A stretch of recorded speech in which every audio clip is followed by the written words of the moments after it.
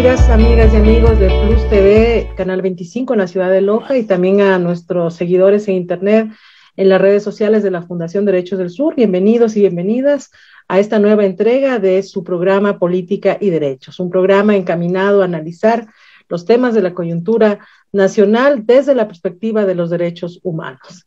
Y en esta ocasión hemos traído a su consideración un tema que es fundamental, dado que prácticamente en este mes comenzamos un nuevo año político con una nueva administración encabezada por Guillermo Lasso, quien fue el triunfador de las elecciones el 11 de abril del año 2021 y que tiene una propuesta de campaña que ha sido cuestionada por sectores progresistas que la señalan como una propuesta que no necesariamente reúne o cumple con las necesidades de las mayorías del país, pero que también ha sido reconocida como importante por otros sectores que consideran la necesidad de reducir los temas del Estado, de promover el empleo, promover la productividad con un modelo de desarrollo que viene siendo el neoliberalismo. Pero para conversar de estos temas que son tan importantes, hemos invitado el día de hoy a la economista María Elsa Viteri. Ella es exministra de Economía, que tiene una amplia trayectoria académica y profesional y que además ha participado y a nosotros nos ha apoyado también en un análisis que es fundamental a esta hora, como lo decíamos hace un momento en el inicio de este nuevo año político. Y con ella queremos conversar, queremos consultarle sobre su opinión con respecto a lo que ha ocurrido estos últimos meses, desde finales del año 2020, estos primeros meses del año 2021 y todo lo que tiene que ver desde el contexto y el futuro de nuestro país de cara al final del año 2021, pero también los próximos 3 años que nos deparan con la nueva administración. Bienvenida, economista María Elsa Viteri, a este programa. Bueno, muchísimas gracias por la invitación, Paulina. Un saludo también a Santiago y por supuesto a todos los que siguen, que sé que no es un público menor, sino al contrario, mayoritario, a este Políticas con Derechos, ¿no es así? Así es. Y por supuesto un abrazo muy especial a la provincia de Loja. Y yo de Loja, voy a comentar algo, ¿no? De Loja tengo un recuerdo, ¿no? Cuando yo estaba en 4º grado de primaria, nos mandaban a hacer trabajos y distribuían en los grupos las provincias, para luego explicar. Y a mí me tocó la provincia de Loja. Así que desde ahí aprendí muchísimo de la provincia de Loja. Tuve que conocerla, ¿no? Mejor dicho, me tocó investigarla. Así que miren ustedes, desde ahí me acuerdo, no me olvido de lo que aprendí en 4º grado, que ya son algunos años, ¿eh? Son algunos años. Así que un abrazo muy grande, profundo a toda esa Loja querida que siempre me recibía con los brazos abiertos y calidez y que además nunca dejaba que yo me fuera sin mis humitas. Así que muchísimas gracias, ¿eh? Muchísimas gracias. Y aquí estamos, pues, para mirar hacia adelante, aunque lamentablemente hay que ver las cosas que ocurrieron en el pasado y sobre todo en el pasado inmediato, muy inmediato. Mi querida Paulina. Gracias, María Elsa, así es. Y también quiero darle la bienvenida a Santiago Bravo. Santiago se une a nuestro equipo de Política y Derechos desde el día de hoy. Se inicia además con una importante entrevista a María Elsa Viteri. Queremos agradecerle, por supuesto, a Santiago. Él es vicepresidente de la Fundación Derechos del Sur y tiene también una gran trayectoria como académico y como activista en los temas de los derechos humanos. Bienvenido, Santiago. Muchísimas gracias por juntarte a este proyecto de nuestra fundación. Muy buenos días con todos ustedes y pues la verdad es que es un gran honor y una gran alegría para mí trabajar junto a 2 grandes personas y pues a ver qué es lo que podemos hablar el día de hoy y qué conclusiones sobre todo podemos llegar. Gracias, querido Santiago. Bienvenido a este programa ya. Qué bueno que ya te puedas integrar desde el día de hoy en adelante. Bueno, vamos a comenzar con la entrevista sin más largas en este asunto. María Elsa, la pregunta de cajón. ¿Cuál es el panorama en el pasado reciente, como usted lo ha mencionado hace un momento, en la historia de nuestro país? Estamos iniciando ya un año político, pero ese año político tiene algunos antecedentes que nos gustaría conocer cómo los mira usted ahora que estamos a vísperas de un nuevo gobierno. Bueno, Paulina, realmente es lamentable, pero hay que asumirlo y hay que asimilarlo adicionalmente, porque solamente cuando uno conoce realmente sobre la base que está pisando es que puede diseñar hacia el futuro en pro de mejorarlo o cambiarlo, ¿no? Yo creo que hay que analizarlo, irnos un poquito más allá, inclusive hasta el ascenso de Lenín Moreno. ¿Y por qué? Porque cuando uno elige un gobierno y fundamentalmente desde la perspectiva de las demandas populares, lo que intenta o lo que busca es que todo un conjunto de políticas estatales, ¿no? Políticas estatales vayan a dar solución a la problemática social, económica, política, cultural, es decir, a la problemática de todo el conjunto. Pero aquí hay un elemento fundamental y que se retoma en la actualidad, que es la famosa gobernabilidad. Entonces, ¿qué pasa? Lo que hemos vivido nosotros no es gobernabilidad. Lo que nosotros hemos vivido es el imperio del poder. El imperio del poder económico, político, internacional, etcétera, etcétera, etcétera. Entonces, si tú ves en el momento en que existe ese giro ideológico que dijo el propio Lasso, del presidente Moreno, hacia su tendencia, ya denotó que realmente desde el 17 de mayo, ¿no, verdad? Yo diría que un poquito después, porque elaboraron una estrategia fundamental, desde mayo del 2018, que es cuando entra Martínez y abre las puertas al Fondo Monetario Internacional desde el punto de vista económico. Desde ese momento teníamos bien claro que ya no teníamos un gobierno por el cual el pueblo ecuatoriano votó. Teníamos ese giro ideológico, nada menos y nada más que al que perdió las elecciones, a la idea y a la lógica del que perdió las elecciones. Pero lo que es peor, como paulatinamente existía, porque tú sabes que para que un gobierno se sostenga fundamentalmente tiene que tener aceptabilidad y tiene que tener legitimidad. Como paulatinamente se perdía, porque en este vuelco o en este giro ideológico lo que se hacía era cambiar los objetivos. Los objetivos iban hacia a favorecer a un grupo económico específico y que lamentablemente para poderlo favorecer tenía que desfavorecer las demandas populares. Entonces, paulatinamente iba perdiendo y entonces, ¿cuál era la alternativa de gobernabilidad? Porque no había gobernabilidad.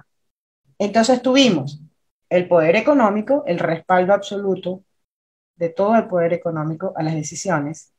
Lamentablemente, el poder del reparto en la Asamblea Nacional y por eso la aceptabilidad absolutamente de todo.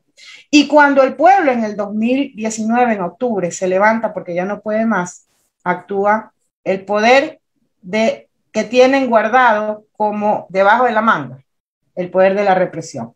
Entonces, lo que hay que entender es que este gobierno inexplicablemente se mantuvo no por gobernabilidad, sino por el imperio del poder. Más aún, mira tú lo que ha generado el 11 de abril, que definitivamente lo que se generó antes con la ley humanitaria y todo lo demás, ¿no? Pero que ya lo hemos explicado desde esa perspectiva. Lo que se genera a partir del el 11 de abril y los resultados del 11 de abril, del cual ya vamos a hacer un paréntesis también, porque yo creo que eso también es analizable, ¿no, verdad? Lo que se genera es la votación de una ley como la famosa ley supuesta de defensa de la dolarización, que lo que hace es cambiar un orden y una organización monetaria financiera que permite el control absoluto de la liquidez y de la reserva del Banco Central del Ecuador y de la reserva monetaria del país en manos de la banca privada.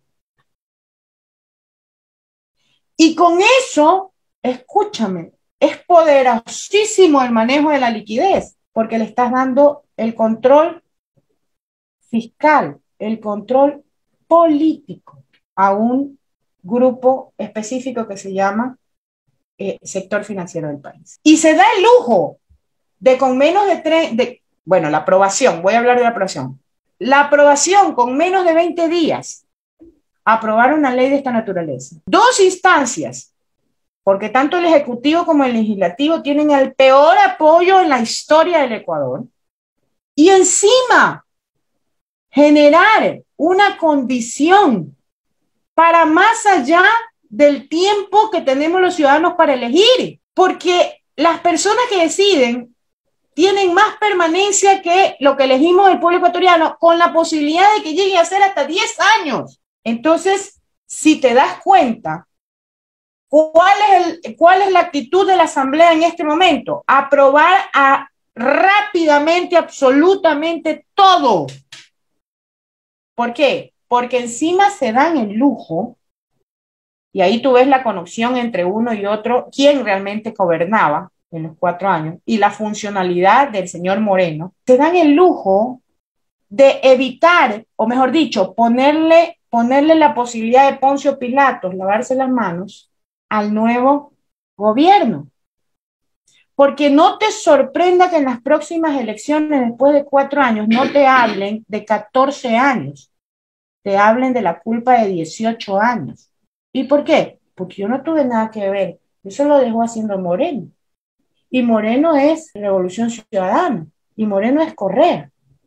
No te sorprenda que la próxima campaña de Barba, después de 4 años, sea, estamos en contra de los 18 años de un gobierno revolucionario. Entendamos que hoy que se revive el concepto de buscar gobernabilidad, Paulín, nosotros como pueblo, con esa experiencia y sabiendo que los actores son exactamente los mismos, ¿vamos a tener gobernabilidad o vamos a tener una segunda faceta reconstruida y además radicalizada de lo que es el imperio del poder? Con una salvedad y con un asterisco adicional que proviene del 11 de abril. El 11A debe ser analizado desde esta perspectiva. Yo no tengo pruebas porque yo, igual que ustedes, somos de la ciudadanía y lo vemos desde afuera, no tenemos niveles de decisión. Ojo, en esa gobernabilidad que supuestamente se busca, no cuenta para nada el pueblo. Y ya después lo podemos analizar si quieres poder por poder, los 5 poderes, para que te des cuenta de lo que estoy diciendo. ¿Sí? No cuenta para nada. Nuestra voz no cuenta para nada. Nosotros ya dimos el voto supuestamente y pasó nuestra posibilidad. Pero, ¿por qué digo y retomo lo del 11 de abril y el asterisco en todo este tema? Porque resulta, genéricamente hablando, ¿cómo tú puedes llegar al poder político? Puedes llegar en la forma que corresponde o que todos pensaríamos, con una votación transparente. Puedes llegar con fraude. Y el fraude no es solamente de una manera, porque el fraude puede darse, como ya lo vivimos, por la traición. El fraude puede darse porque conviertes las papeletas, cambias una por otra papeleta, pero también el fraude puede darse por la compra de la derrota. Entonces, ¿qué pasa? ¿Por qué los ecuatorianos no sabemos lo que pasó el 11 de abril? Sencillamente porque tenemos un Consejo Nacional Electoral totalmente irresponsable. No tenemos una organización que nos dé confianza. Y porque adicionalmente el sistema político, que también lo componen los partidos políticos, déjame decirte, ¿qué partido político hoy puede levantar la bandera y decir, yo represento al pueblo ecuatoriano, después de todo lo que hemos visto? Entonces, el sistema político en general promueve esta inquietud, este no saber. Entonces, partes con un hueco importante en el nuevo gobierno, porque ni siquiera sabes si el pueblo se equivocó. No, yo no lo puedo decir. Yo puedo decir lo que vi en Guayas y puedo explicar por qué Guayas y el pueblo de Guayas, porque estuve con él en las calles, no porque me lo contaron ni estuve detrás del PowerPoint. Yo puedo decir por qué el descontento, por qué el golpe tan grande, porque yo los vi, pues. Y Guayas lamentablemente hace el casi 26% de la votación. Y 4 provincias de la costa, en las cuales estuve, hacen el 52% de la población. Eso es lo que yo puedo decir. Eso puedo decir. Pero quien debería de quitarnos cualquier duda se llama Consejo Nacional Electoral. Y bueno, ya lo vamos a analizar, pero de cara a lo que está pasando, pues, y mejor de una vez, Paulina, te lo planteo. De los 5 poderes, y Santiago, por supuesto, de los 5 poderes, Ya sabemos lo que tenemos como ejecutivo, pero que vamos a analizar el tema económico y la propuesta, digamos. Ya sabemos lo que tenemos como ejecutivo.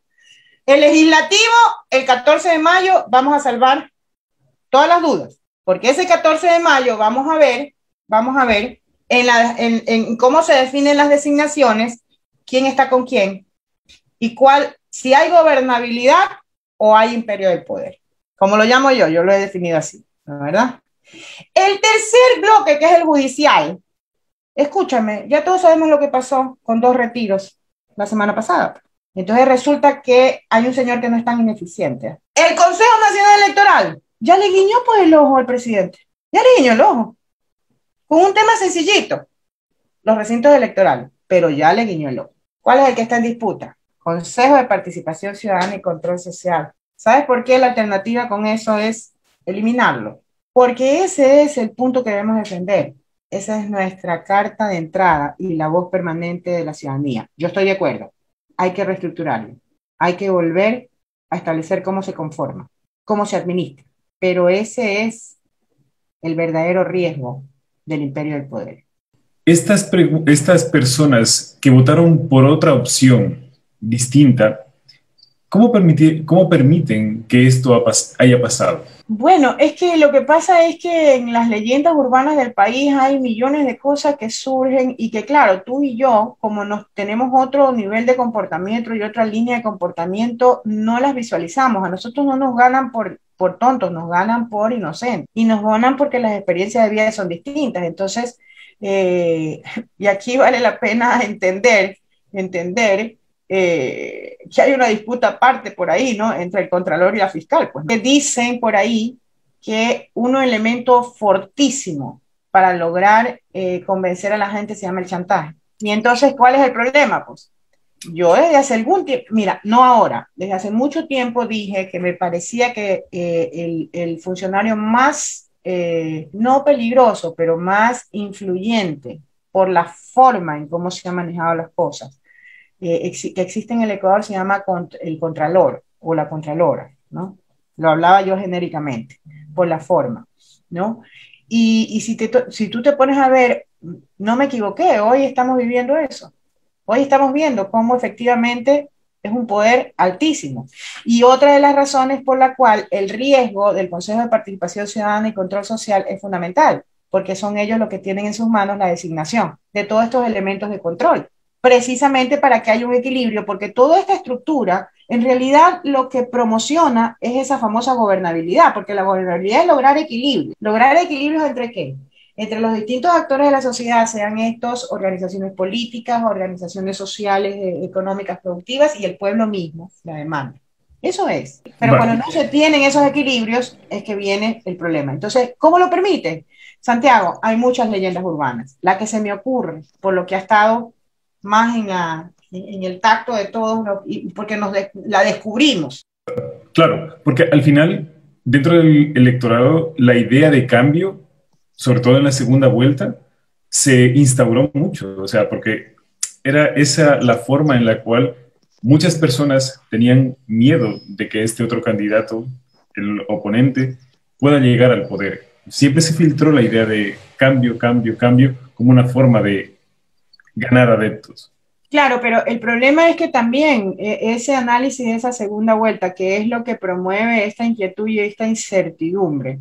Acuérdate tú que hasta un día antes era obvio y supuestamente ganador otra tendencia. Y de repente, el día de las elecciones, surge una estrategia que por lo menos el ciudadano común y corriente no la tenía en la mente, que era la negativa el impedimento de que salga un exit poll del lado, digámoslo así, progresista.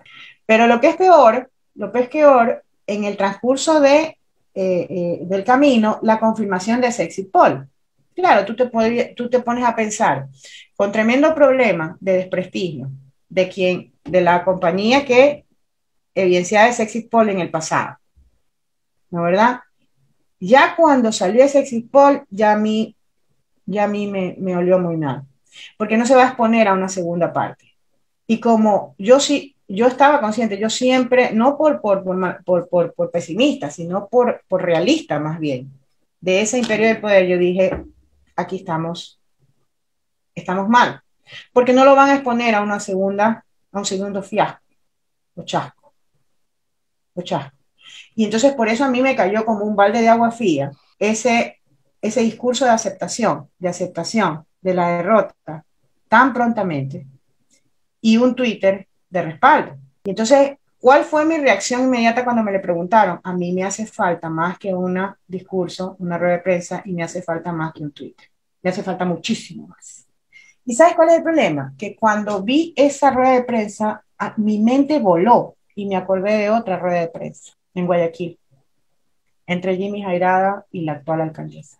Yo, yo como política y teniendo el respaldo del pueblo, yo leona, pues. Hasta el final, pues hasta que no me cuenten el último voto, la defiendo, porque tengo la confianza, el apoyo, porque viví el apoyo en toda la campaña. Como leona. Y ver gatitos. Esa parte no me queda clara. Esa parte no me queda clara. Entonces, evidentemente, ese 11 de abril, realmente, y me molestó. Yo estaba en vivo en un panel con España, con Barcelona, estaba en vivo con todos el ala progresista. Cuando comenzamos el panel tipo 3 de la tarde, ¿no, verdad? Todo el mundo, que sí, que no, que por aquí, que por allá, el empuje y todo. Y a medida que fueron pasando los minutos, todo el mundo explicando el porqué de la derrota. Lamentablemente, justo el pedazo en donde yo hago la observación, porque tengo el audio, ¿no? Porque tengo, mejor dicho, el video, ¿no? Ese pedazo justo, el que yo expreso mi malestar de ese comportamiento, sale mal. Pero yo en pocas palabras les digo, oye, estoy alucinada, como dicen alucino, como dicen los españoles. Hasta hace pocos minutos éramos unos guerreros y ahora ya buscando explicaciones a la derrota, cuando estábamos convencidos del apoyo. Entonces, son ese tipo de elementos que son importantes, Santiago, porque yo no tengo la certeza. ¿Qué quieres que te diga? A mí todavía nadie me convence de que el pueblo ecuatoriano no cumplió con su deber. No me convencen. Tal vez sea porque yo estuve justamente en la parte en donde mayoritariamente se dio el apoyo. Pero no me convenzo. No lo encuentro. Escuché por ahí una declaración en donde se baja el hecho de que habían secuestrado, no secuestrado y todas esas, son tonterías, pues, ¿no, verdad? Son tonterías, pero todavía yo no me convenzo. Para mí eso no son explicaciones. Claro, porque el triunfo estaba casi asegurado frente al ganador Mira, actual. la situación era tan evidente que analiza tú la posición de la ley, la mal llamada ley de la defensa de la dolarización. ¿Por qué plantean las condiciones que plantean de esas juntas con tiempos mayores a los del presidente? La plantean con condiciones de suprema determinación, porque ni siquiera el presidente de la República puede oponerse a sus decisiones, ¿eh? Ningún organismo público. Ellos son supremos. ¿Por qué lo plantean de esta manera? Porque obviamente en el momento en que lo plantean, la situación política era distinta y la tendencia era distinta. ¿Y sabes lo que buscaban? Lo que buscaban era poder tener el poder económico a pesar de la voluntad democrática. Pero deja la votación para después de las elecciones.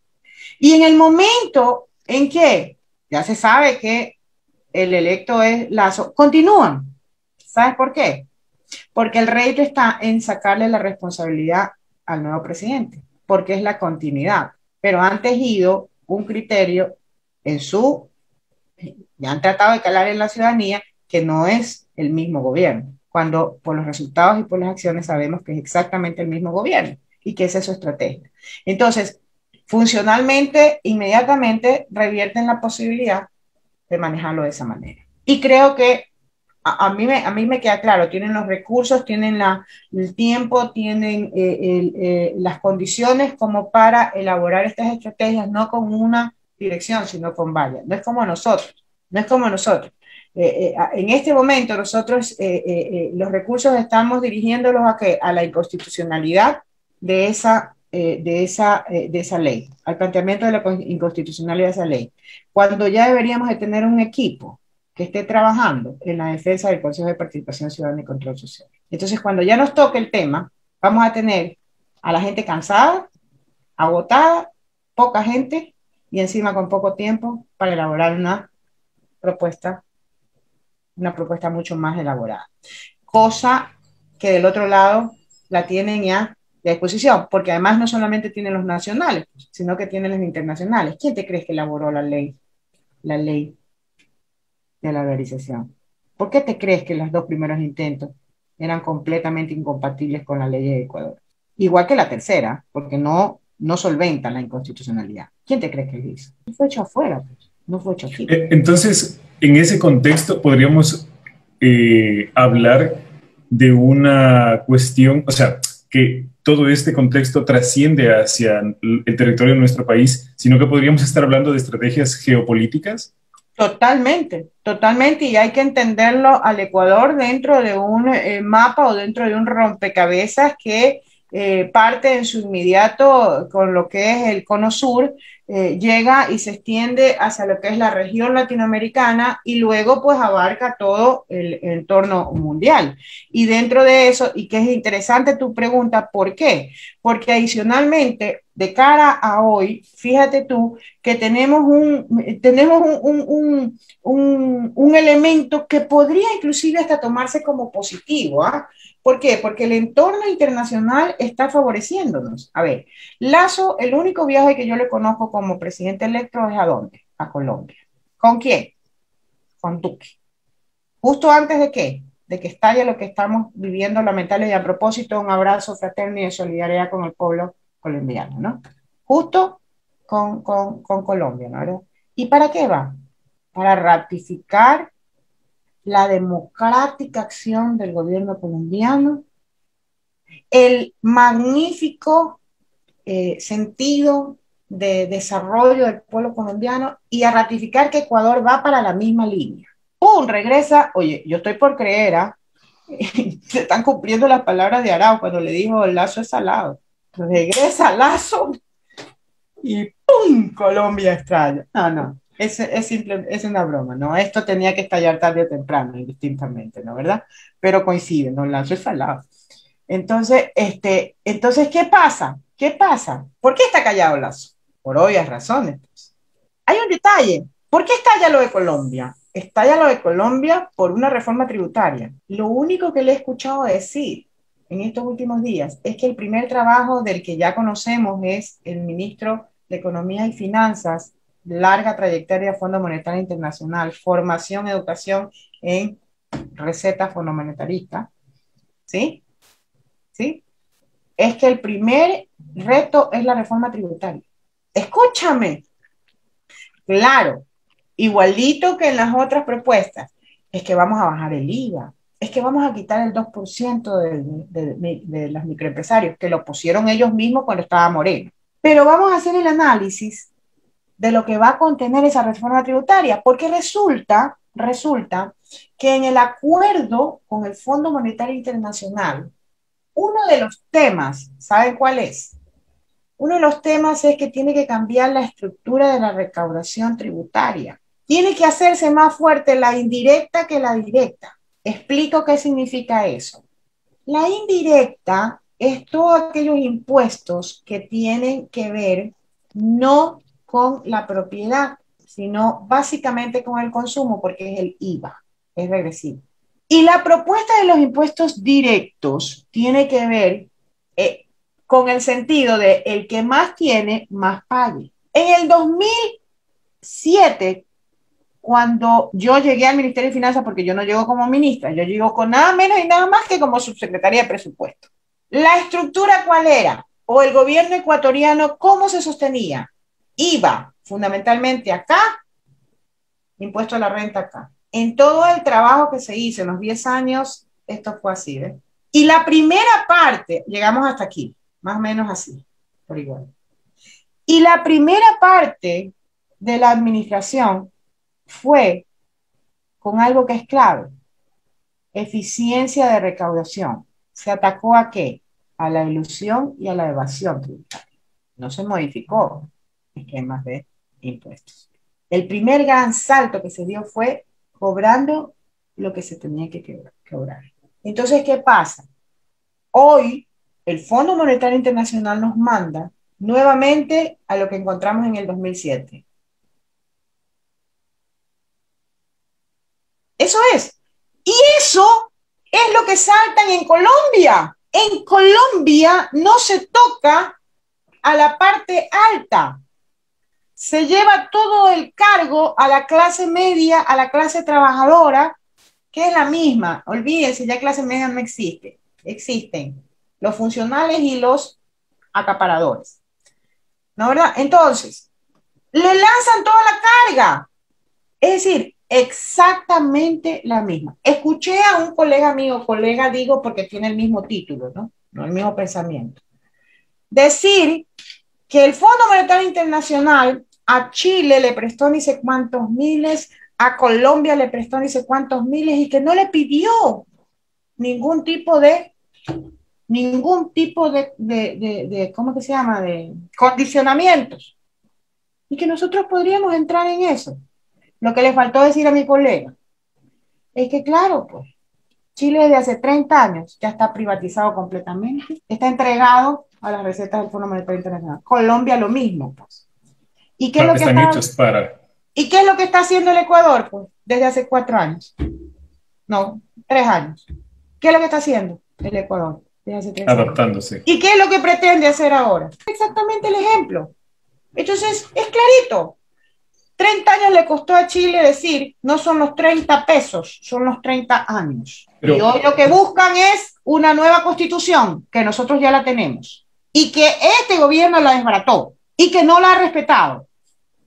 Si la Asamblea Nacional, la nueva Asamblea Nacional, tiene dignidad, lo que debería hacer, lo primero que debería hacer es restaurar la constitucionalidad en este país y bajarse todas las leyes anticonstitucionales que se han aplicado. Y eso, por eso es tan importante el 14 de mayo.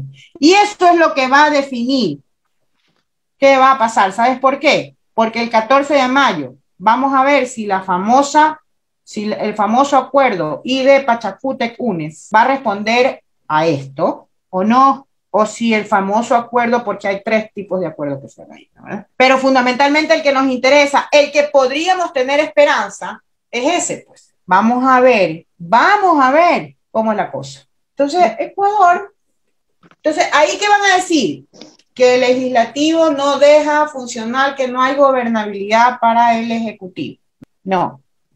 Ahí la lectura correcta es el legislativo está haciendo lo correcto al defender las demandas populares, que es para lo cual se eligió al presidente. Pero ojo, vamos a tener un gravísimo problema. ¿Sabes por qué? Porque el programa de gobierno es completamente distinto. Y acuérdate que una de las condiciones con las cuales se puede bajar a un presidente es el no cumplimiento de su programa de gobierno. La ventaja es que el programa de gobierno está presentado en un lenguaje en que aparenta ser, cuando en realidad busca otra cosa. Esa es la ventaja. María Elsa, la pregunta que yo tengo ahí, un poco para que no se vaya regresando un poco atrás, es ¿cuál es el papel que juega el pueblo en este contexto, en este escenario que nos ha explicado de una manera tan amplia y suficiente? Tenemos 3 hitos concretos. Mayo del 2018, que lo ha señalado como el inicio de esta transición del estado de bienestar al estado neoliberal. 3 de octubre del 2019, que es el proceso de levantamiento popular e indígena en el país y que parecía que nos daba una pauta de qué iba a ocurrir en el 2020 y 2021 concretamente. Y el 11 de abril, que hay un giro completamente distinto y que hay algunas luces que nos ha dado usted, María Elsa, con lo que pudo haber ocurrido ahí. Pero finalmente vemos a un pueblo que desde que en octubre en realidad tuvo una posición bastante clara con respecto a las medidas, pero que en abril finalmente vota por esas mismas medidas. ¿Cuál es el papel que está jugando el pueblo como concepto, como sujeto político y que además es quien toma las decisiones sobre el proyecto político del país, el proyecto económico del país. ¿Qué pasó en este caso? ¿Cómo responde? ¿Qué le está pasando al pueblo ahora con todos los antecedentes que hemos analizado? Bueno, yo creo que el pueblo ecuatoriano tiene una deficiencia muy grande en términos de organización, ¿no? De organización. Yo creo que definitivamente no se entiende la diferencia que hay entre lo que es la organización social y lo que es la organización política. La organización política son los movimientos, los partidos políticos que hacen una representación, ya. Pero la organización social es mucho más importante y es la que debería condicionar a todas estas organizaciones. Entonces, el pueblo ecuatoriano y todos los pueblos que vivimos realmente dentro de esta lógica, tenemos primero una herencia cultural, capitalista, querrámoslo o no. Hasta los más progresistas nos quedan en la trastienda del cerebro muchas cosas que nos han impuesto como que son leyes naturales cuando no lo son. Entonces tenemos una importante necesidad de autoanalizarnos y ver qué parte de esa herencia tenemos que, digamos, eliminarla. Segundo, tenemos a nivel de lo que es el progresismo, la izquierda, que es la que tiene o la que representa los valores colectivos, digamos así, una división inmensa. Entonces, dentro de esa división es muy difícil la canalización de una verdadera unión. Y porque adicionalmente, realmente la infiltración de esta cultura capitalista, ha hecho pensar que el progresismo es una banda o una tendencia que permite desde el progresismo de derechas hasta el progresismo de izquierdas. No, aquí no hay progresismo de derechas ni de izquierdas. Aquí lo que sí hay es tibieza, acomodaticia o indefinición. Eso sí puede existir, pero eso no es izquierda, ¿no? Y eso no es progresismo. Entonces, dentro de esa infiltración, te han hecho pensar que la unión pasa precisamente por desequilibrar lo que son valores esenciales en la búsqueda. Entonces, ahí tienes un segundo elemento que tienes que manejar. Y el tercer aspecto que yo creo es que definitivamente debemos reconocer, no sabemos decidir. Y no sabemos decidir no porque no decidamos, sino porque no tenemos una valoración para el sustento de esa decisión. Y ese es un trabajo muy importante que hay que hacer en la organización. Entonces me parece que lo que está pasando con el pueblo ecuatoriano tiene que ver un poco con estos tres factores. Pero ¿cómo se soluciona? Se soluciona, yo creo que definitivamente tomando o dando un voto o haciéndonos responsables de la situación y básicamente estructurando lo que es la organización social, no necesariamente la organización política. O sea, yo no estoy pidiendo que usted se adhiera a un movimiento político. Ya eso vendrá después en el momento en que corresponde, que es el momento electoral. Porque el problema es que la política no es lo electoral es parte de la política, pero la política es mucho más allá. Entonces, en este momento yo lo que sí pido al pueblo ecuatoriano es que comience a organizarse desde la posición social, desde su aglutinamiento de demandas comunes, porque los movimientos, o mejor dicho, las agrupaciones sociales parten por establecer un denominador común y una falencia o una demanda común. Yo creo que eso es importantísimo. Y en este momento es oportunísimo. ¿Por qué? Porque las demandas están a flor de piel. Entonces es mucho más fácil lograr. Lo que hay que entender es que no podemos, tenemos que sacarnos esa tara cultural de que cuando hacemos una organización social o lideramos una organización social, nos pertenece. No. Eso tenemos que comenzar a sacarlo. Hay que comenzar a guiar en una organización social realmente colectiva, de pertenencia colectiva. Y eso me parece que es importante. Y fíjate tú que se dan en distintos niveles. Una organización social es una organización de lo que lamentablemente y ojalá no se dé, necesitamos, aunque ya se están dando, ollas comunales, asociaciones de productores, que no tienen, en última instancia, ya no tienen que ver con ideologías, porque el estómago cuando te gruñe no piensa en ideologías, piensa en supervivencia. Entonces, en este momento es un momento preciso para comenzar a consolidar esa organización social desde los distintos niveles y en las distintas demandas. Ahora, yo lo he dicho, lo planteé en un Twitter hace algún tiempo y lo reedité, hice el remake últimamente. ¿no, verdad? Dije, nosotros tenemos que ser muy inteligentes, y tenemos que hacer uso de los instrumentos que nos han puesto para revertirlos a nuestro favor. Y puse de ejemplo, en la negociación de la deuda externa del 2008-2009, si yo pude haberme mantenido en la legitimidad como sustento y en la legitimidad en los instrumentos, que hubiera significado no pago la deuda, y hasta la fecha la tuvieron, ¿no? Y la alternativa, que fue la que elegí, la esencia, el por qué lo hago, la ilegitimidad de la deuda. ¿Pero qué hice? Me puse a escudriñar y encontré un instrumento propuesto por ellos, no creado por mí. Lo planteé y que tuvimos 96% menos de este, 8.000 millones menos. Y yo creo que ahí es donde tenemos que trabajar, en esa inteligencia. Entonces, perfecto. Nos anulan la ley y la institucionalidad de la economía popular y solidaria. Nos dejan solamente la ley de compañías y las versiones que sacan. Perfecto. Nadie me impide que el estatuto de esa compañía, de todos los asociados, reproduzca los principios cooperativistas. ¿Quién me lo impide? Y lo que es mejor, no es impuesto, es por decisión propia. ¿Quién me impide que esa compañía, el dueño sea una persona, a que sean 10 personas? ¿Quién me impide? Nadie. A eso es lo que yo llamo tener creatividad y dar y ser más inteligente. ¿Por qué nunca pudieron bajar? ¿Por qué nunca pudieron bajar el esquema por el cual trabajamos la deuda externa en el 2008 y el 2009? Porque el esquema no lo hice yo, no lo propuse yo, el instrumento estaba ahí. El mercado lo generó. Porque, ojo, no todo lo que genera el mercado es malo. El uso es lo que es malo. Que es lo mismo que yo decía, el Ministerio de Economía y Finanzas en sí mismo no es el demonio. Lo demonizó quien lo utilizó de mala manera, pues. Pero así mismo, si tú creas unas empleadas que no responden a los ideales que corresponden, también puede ser demonio.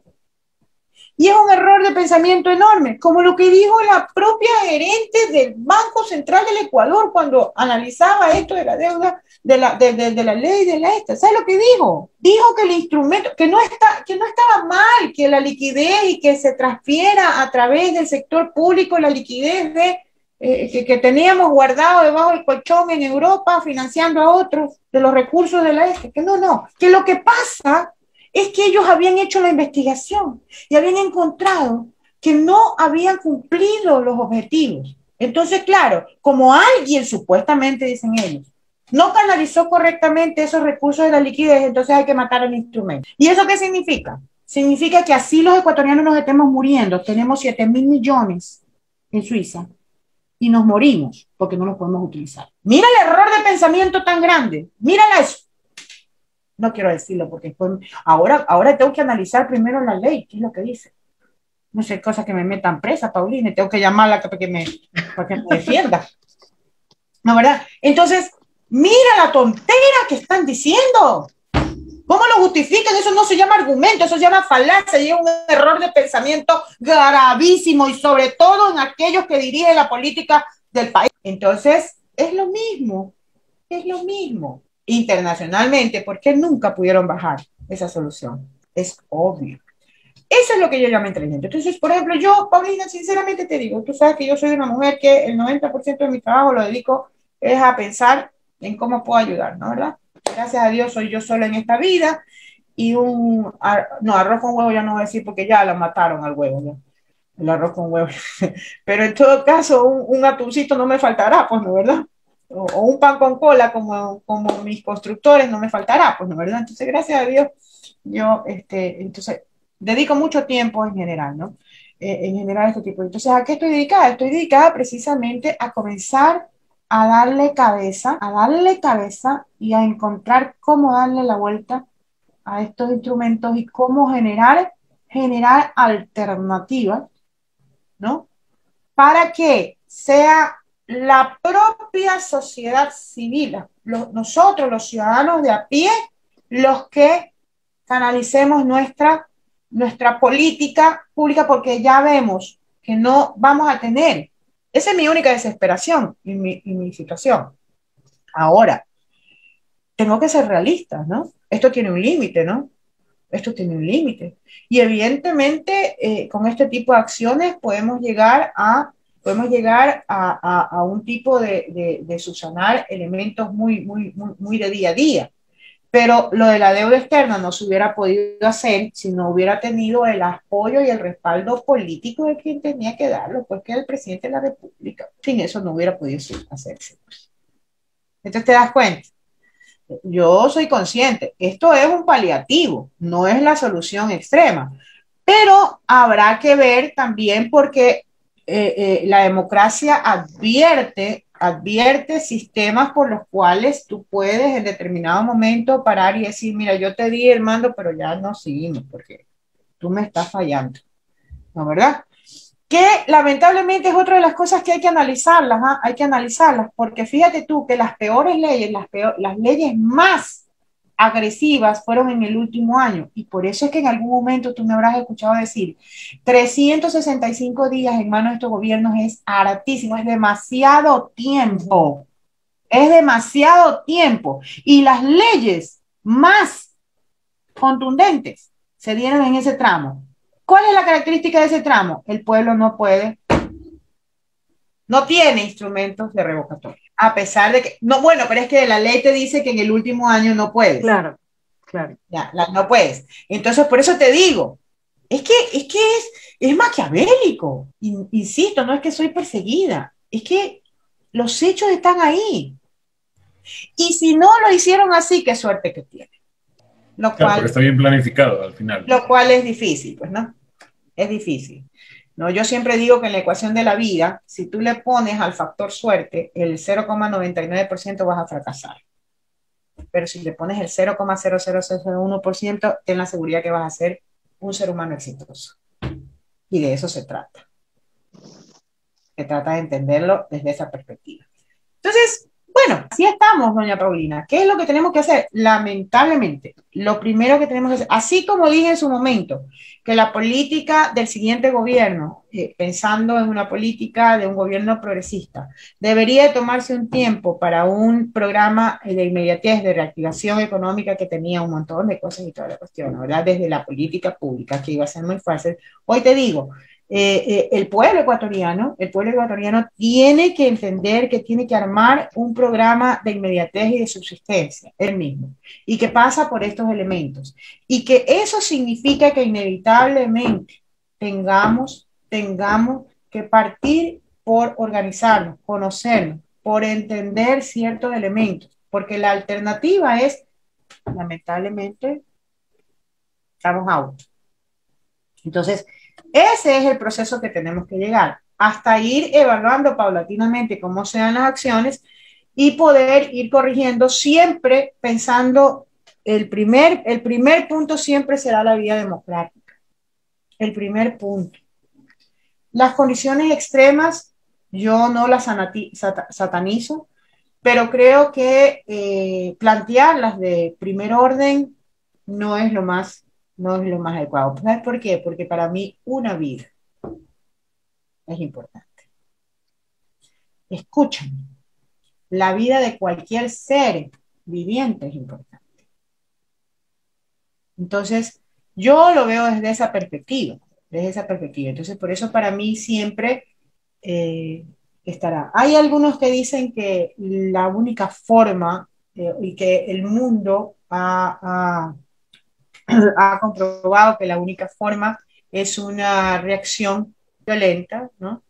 Yo particularmente todavía soy de las personas que digo que la sociedad evoluciona, la dinámica social ha sido muy importante, y creo que una de las cosas que debemos entender es que dentro de esa dinámica y de esa evolución, el ser humano hace mucho tiempo dejó el garrote a un lado, y que nos convertimos en seres más racionales cada vez, ¿no? Claro, también es cierto que este liberalismo y este capitalismo lo que ha hecho en esa discriminación y en esa desprecio por la diversidad, ha seleccionado a seres para que se los alimente o se los aupe en esa racionalidad, y ha seleccionado de la manera más deshumanizante a seres para que generen o se desarrollen en su condición más animal, ¿no? Si no, no entenderías cómo en las cárceles del país hace poco tiempo seres humanos disfrutaban de ver destrozar a otros seres humanos. Y eso, para mí, la explicación es porque este sistema te selecciona. Y a algunos se nos da la posibilidad de convertirnos o de crecer en nuestra racionalidad, que nos hace diferente dentro del reino animal. Y a otros se los condena a perpetrar y a radicalizar su condición de animales. Entonces, interesante. Claro, ahí también. Interesante, María Elsa. Ahora, yo quiero hacer una pregunta un poco ya para ir pronosticando el futuro, si se puede decir esto.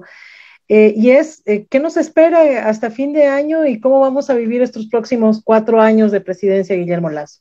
A ver, yo creo que, bueno, es muy difícil, ¿ah? Es muy difícil. A mí me han tocado etapas de pronósticos bien complicadas. Por ejemplo, la del 2008-2009, pronosticar el precio del petróleo fue terrible, ¿ah? Fue terrible. Y en estas condiciones, cuando hay elementos muy cambiantes, muy dinámicos, como en el caso del petróleo, yo lo que hice en esa época fue pronosticar solamente los 3 primeros meses. Ya iba corrigiendo el presupuesto a medida que se iban cumpliendo. La ventaja, gracias a Dios, me equivoqué con 0,00001 del precio de ese trimestre. O sea, tienen una buena pronosticadora, es lo que quiero decir. Por lo menos en ese ámbito y en esa época, en esas condiciones. Yo creo que lo mismo pasa. Yo creo que en este momento, y con plazos más cortos, Paulina, decir cuánto va a ganar Barcelona al Emelec en el Clásico del Astillero es completamente difícil, más aún ahora que lo han pospuesto y que se va a jugar después del 27. ¿Y por qué traigo a colación esto? Pero es que ahí está el corazón también, María Elsa, es que no se puede pronosticar. Pero mira que he visto de azul, ¿eh? Pero mira que he visto de azul. Mira que he visto de azul, ¿eh? Que es lo que hay que entender, ¿no? No se confunda, amarilla por dentro, pero viste de azul. No tengo problema en vestir de azul. No tengo problema, ¿no? No tengo problema. Entonces, ¿por qué traigo esta analogía, digámoslo así, ¿no? Porque realmente el panorama es ese, ¿no? Primero que nada, vamos a ver qué imponen elementos de poder fortísimo que todavía subsisten y que van a subsistir. ¿Cuándo se juega el partido? Y traído a la situación que estamos viviendo, vamos a ver qué impone esos poderes de cuándo comienza a ejercer realmente el programa de gobierno. ¿Por qué? Porque las condiciones internas y fundamentalmente el entorno cercano internacional, el horno no está para bollos. ¿Sí?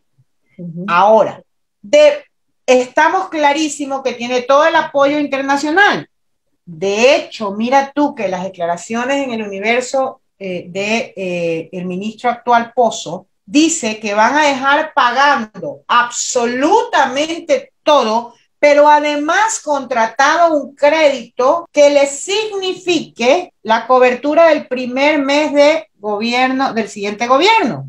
Inmediatamente después, cuando se dan todas estas acciones, resulta que el discurso cambia y ya incluyendo el nombre del nuevo ministro, hablan de que creen que van a llegar a una refinanciación, o mejor dicho, un nuevo pacto del acuerdo con el Fondo Monetario Internacional para dar la viabilidad hasta fin de año. ¿Cuál es mi lectura? Ya habló el poder y dijo, vamos a sostenerlo y vamos a darle el apoyo suficiente hasta que las condiciones sean las adecuadas para que él cumpla con el programa de gobierno que es nuestra receta, la receta del Fondo Monetario Internacional. Esa es mi lectura en el cortísimo plazo, de acuerdo a las condiciones. Desde el Ejecutivo, ¿sí? María Elsa, pero ¿qué pasa con la Asamblea? ¿Les va a permitir? Ahí voy. Eso desde el Ejecutivo. Pero aquí hay un elemento fundamental que se llama legislativo, por algo que ya habíamos hablado. Porque resulta que el legislativo puede tener 90 votos para tirarle abajo a toda esta maravillosa planificación desde el legislativo, desde el ejecutivo. Entonces, en el cortísimo plazo, el 14 de mayo es fundamental estar pegados a este aparatito y a la señal de la Asamblea Nacional.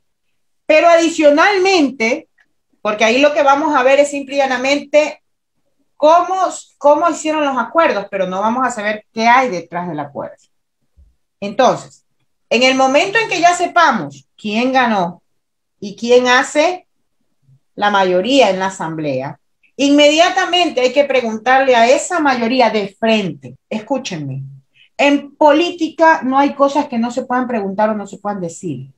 La verdadera política tiene que ser transparente. Como ciudadanos, debemos de exigirle a los asambleístas que nos digan cuál fue o cómo se constituyó esa mayoría. ¿Cuáles son los objetivos de esa mayoría? ¿Cuál es en determinado momento el programa de gobierno de esa mayoría? Porque evidentemente no pueden coexistir todos los programas de gobierno con que fueron electos. Es la construcción de un nuevo programa, pero de frente, porque somos nosotros los que les dimos el poder. No, señor, aquí nos presenta su programa de gobierno. Esa mayoría nos tiene que presentar el programa de gobierno. ¿Sabe por qué? Porque nosotros estamos llamados como ciudadanos a ver si usted lo cumple o no. Y nosotros merecemos saber a qué atenernos después del 14 de mayo, ¿sí? Entonces, dependiendo, ese, por ejemplo, es un elemento de corrección de lo que pueda suceder después, lo que suceda el 14 de mayo. Los otros elementos, el elemento judicial y el elemento del Consejo Nacional Electoral, son componentes y son elementos que vamos a tener que irlos analizando para ver si se viabiliza o cuál es el entorno que se viabiliza. Por ejemplo, otro elemento importante que tenemos que estar pendientes. El día de ayer se presentaron las alternativas para ver si se libera o no a Pablo Celi. Y queda pendiente, escúchenme, nada menos y nada más que para un día antes del 14 de mayo, el 13 de mayo. Y como yo he dicho, ese es un punto bien importante, porque ahí vamos también a tener elementos subjetivos, obviamente, de qué puede pasar. Si se libera a Pablo Celi, evidentemente hay boca cerrada. Si no se lo libera, tenemos la oportunidad de que el señor Celi sea consecuente con el pueblo ecuatoriano y de una vez por todas diga qué es lo que ha pasado en la Contraloría General del Estado desde que él ha estado. Pues. Un poco llegando a un acuerdo, a una negociación, ¿no? Una delación voluntaria. Y que no solamente sobre el tema que estamos tratando, sino sobre el tema, sobre todo, de una vez por todas.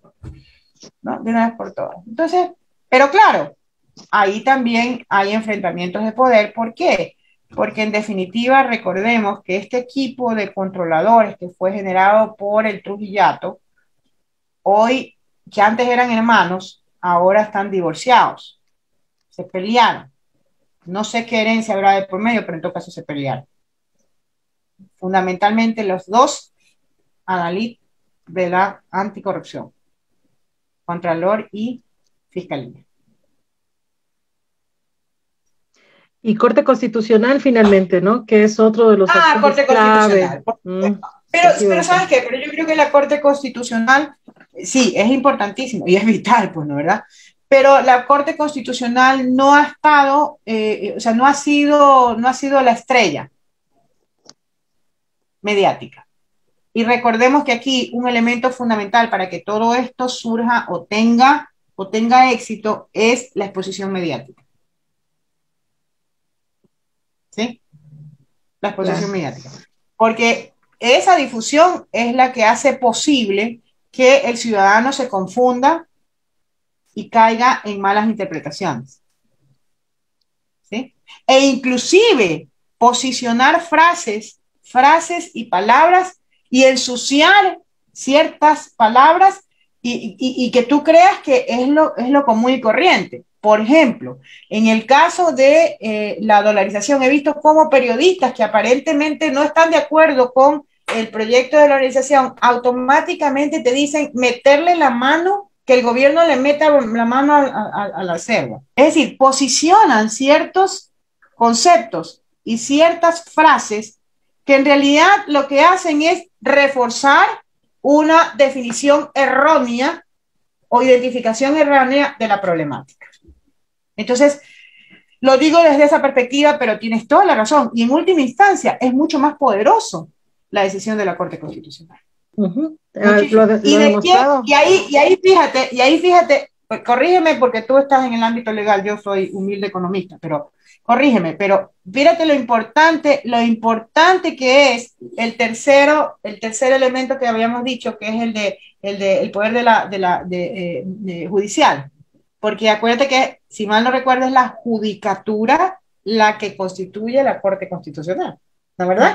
Son ellas, ¿no? ¿Verdad? Depende de ellos, porque no depende del Consejo de Participación Ciudadana. El Consejo de Participación Ciudadana te constituye al resto de los controles, pero ese depende directamente del Consejo de la Judicatura. Entonces no es menor el análisis que hicimos de los 5 poderes. Así y es. Mira cómo todo está concatenado. Y por eso es que yo he llegado a la conclusión. El problema que tenemos es que estuvimos en el imperio del poder, no en la gobernabilidad, y es muy probable, y mi pronóstico es que vamos a seguir en el imperio del poder y no en la gobernabilidad. Ahora, creo que el tema está en el costo, ¿no? Y que los negociantes saben que hay un límite en el costo, ¿no? Y me parece, a juzgar por la situación que estamos viviendo, que este proceso de aquí en adelante se va a volver mucho más costoso que el anterior. Me parece. Claro. Bueno, ahí queda pendiente de todas maneras el desenlace de lo que ocurra en Colombia. En Chile finalmente se concretó en una constituyente. Veamos cómo se construye también esa constituyente. Perú es otro referente, lo decíamos fuera de grabación. Y por supuesto Colombia, Ecuador finalmente con lo que ocurrió en octubre de 2019, con los anuncios de un movimiento indígena que está disputándose en este momento la presidencia, ¿no? de la máxima organización que viene siendo la CONAIE, que nos dirán también en los próximos meses qué va a ocurrir. Claro, pero fíjate, claro. Pero solamente para concluir, pero sí, fíjate, claro. Por ejemplo, el tema de los indígenas, un proyecto y un movimiento tan importante, tan significativo para el país. Mira cómo se fue desvistiendo, porque una cosa es el movimiento, la composición del movimiento, y otra cosa es la dirigencia, ¿no? Mira cómo se fue destruyendo, ¿no? En octubre del 2019, un pacto rompió el compromiso de un movimiento tan importante, ¿no? Y mira cómo se siguió destruyendo, porque el 11 de abril, en un supuesto voto ideológico, que de ideológico no tenía absolutamente nada, ¿sí? De ideológico no tenía absolutamente nada. Mira cómo se destruye un proceso histórico importantísimo, pues.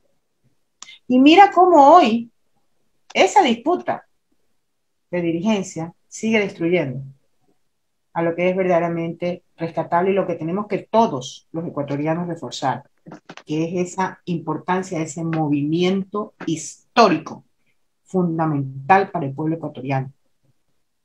¿Sí? Ahí también. Porque yo como mestiza me pueden echar a un lado. Sí, pero lo que tienen que entender es que el valor para mí, desde que no soy 100% indígena, algo debo de tener, el valor para mí está en que ellos son parte de la diversidad.